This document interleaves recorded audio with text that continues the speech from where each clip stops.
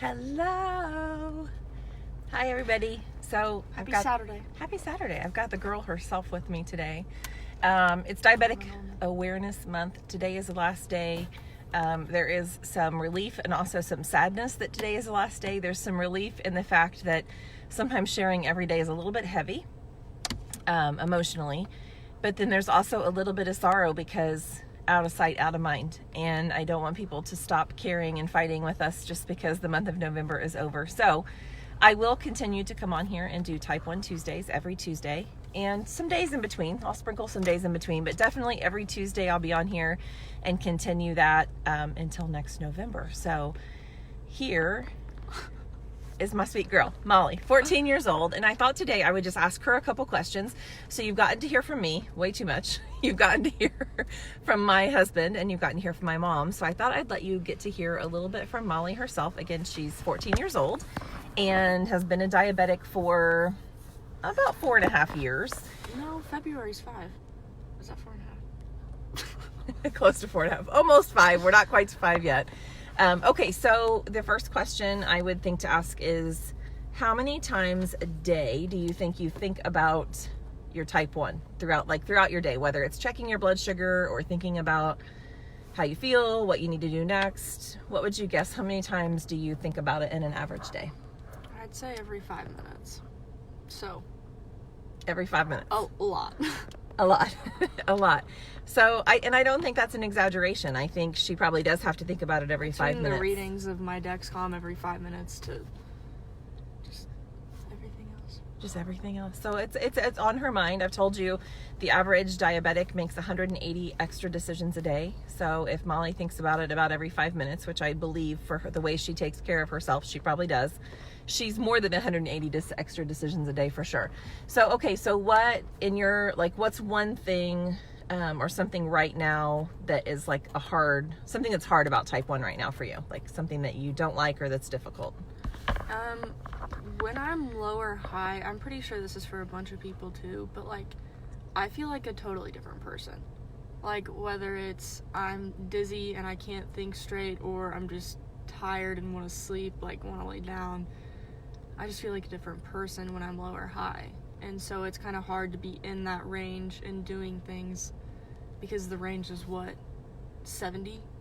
70 to 150 is what we try to stay within. That's a pretty tight range. So if I'm above that, I feel it, or if I'm below it, I definitely feel it. So that's hard with sports, especially because I'm a swimmer. And today I got out because I was dizzy on walls. We were doing pull, but I was dizzy on walls, and so my blood sugar was perfectly fine. I was 138, but I never know. Yeah. It was physical exhaustion, but I can never assume that between diabetes. So in that case, it was just she was tired, was working hard, but she has to stop and check because we can't assume that she's not high or low. And sometimes when she's feeling off like that, it's because she's starting to drop really fast. And so even though it said she was 135 or 138, it could be that her body was starting to decline really quickly. So she always gets out and check. Okay, so what's one thing you wish, if you could educate the entire world on just one thing? I'm sure there's a million things you'd like to educate the world on, but if you could just pick one thing today, what's something you wish everybody could understand about type 1?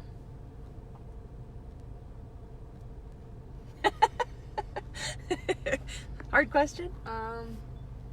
Is there any kind of a judgment or any comments that you hear or anything that you wish, sometimes when people say something, do you think, ugh, if you only knew? Just the realization that it's so easy to move things around, but type 1 is totally different than type 2. And even if it's just a small comment about carbs, or, oh, she can't have that, I can have anything but basically pop and cereal.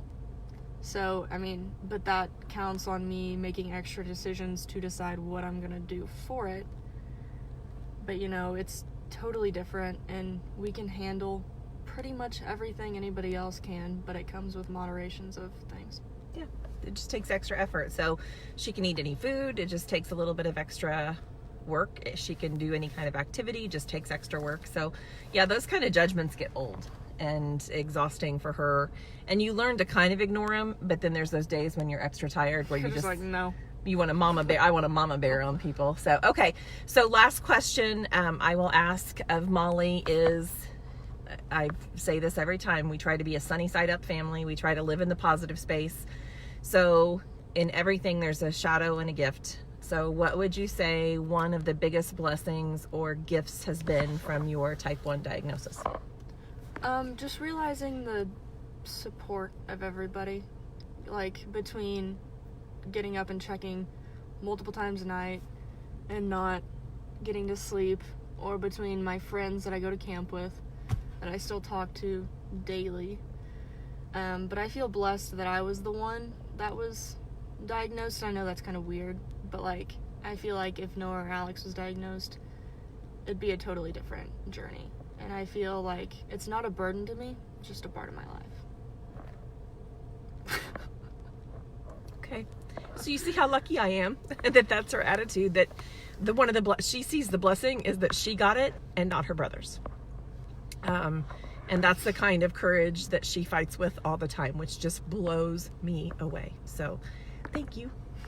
Thanks for sharing. And I always tell her, I appreciate her allowing me to be so open on Facebook and talk about this, because I am sharing her life with you guys, and I'm sharing our life with you guys. And it doesn't come lightly that she's 14 years old. And I understand she probably wishes everybody didn't know when we fight or are upset with each other.